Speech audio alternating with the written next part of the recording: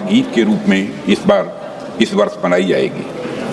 अभी इस पर जो चर्चा प्रारंभ हुई है, हमारे प्रधानमंत्री ने बहुत ही तथ्यपरक, सारगर्भित और प्रेरक भाषण देकर इसकी एक अच्छी शुरुआत की है। अध्यक्ष महोदय, इसमें कहीं दो मत नहीं है।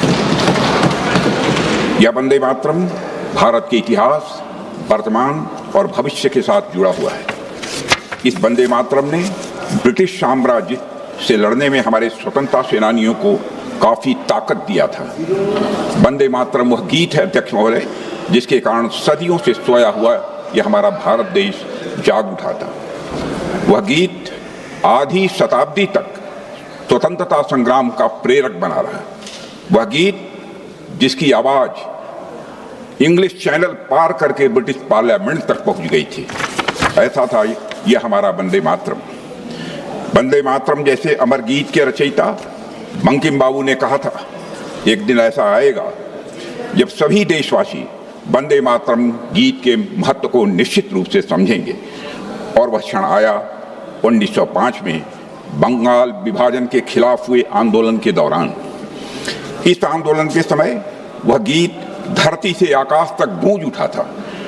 श्री अरविंदो ने 1906 में बिल्कुल ठीक ही कहा था अध्यक्ष महोदय कि the mantra had been given and in a single day the whole people had been converted to the religion of patriotism.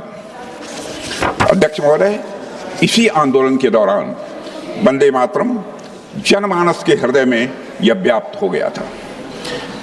इससे तब की ब्रिटिश सरकार इतनी डर गई थी कि वंदे मातरम का नारा लगाने के खिलाफ एक सर्कुलर भी जारी कर दिया गया था। लेकिन फिर भी ब्रिटिश हुकूमत जनता को वंदे मातरम कहने से रोक नहीं पाई थी।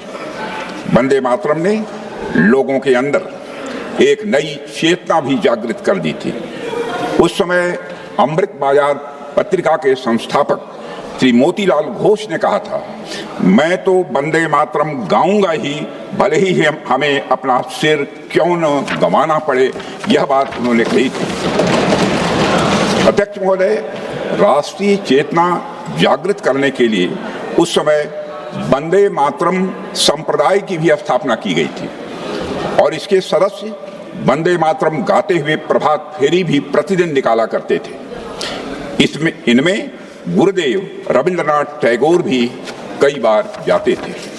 जब 1906 में भारत का प्रथम राष्ट्रीय झंडा बनाया गया था, उसके मध्य में भी वंदे मातरम लिखा हुआ था। यह झंडा पहली बार बंगाल की धरती पर ही फहराया गया था अध्यक्ष महोदय। और अगस्त 1906 में जब श्री बिपिन चंद्र पाल जी ने राष्ट्र चेतना जगाने के लिए एक समाचार पत्र की शुरुआत की थी, तो उसका नाम भी वंदे मातरम ही था अध्यक्ष महोदय। यह वह समय था जब वंदे मातरम सिर्फ एक शब्द नहीं रह गया था, यह एक भावना बन गई थी, यह एक दर्शन बन गया था।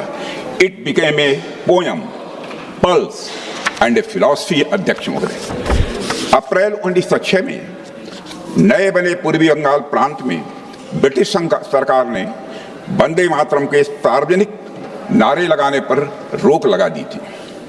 लोगों ने इस आदेश की अवहेलना की, खुलेआम अवहेलना की। विश्वनाथ मुखर्जी ने अपनी किताब वंदे मातरम का इतिहास में इसका उल्लेख करते हुए लिखा है कि लोगों पर लाठियों की बारिश होती रही और पर जब तक उन्हें होश रहा तब तक वे वंदे मातरम का नारा ही लगाते रहे अध्यक्ष महोदय। उस्मानिया विश्वविद्यालय में भी वंदे मातरम का नारा लगाने पर रोक लगी थी। इस आदेश को न मानने के लिए वहां के छात्र श्री रामचंद्र जी को भी जेल की सजा हुई थी। उस समय रामचंद्र जी की आयु बामुश्किल 18 साल की थी और उसके बाद 18 साल की उन्हें सजा भी दी गई थी। उन्हें वीर सावरकर जी ने वंदे मातरम रामचंद्र की उपाधि से नवाजा था। अध्यक्ष महोदय, वंदे मातरम सिर्फ बंगाल में सीमित नहीं रहा है। यह भारत में उत्तर से दक्षिण और पूरब से लेकर पश्चिम तक फैल गया था। पंजाब, तमिलनाडु, बॉम्बे प्रेसिडेंसी, सभी जगह लोग वंदे मातरम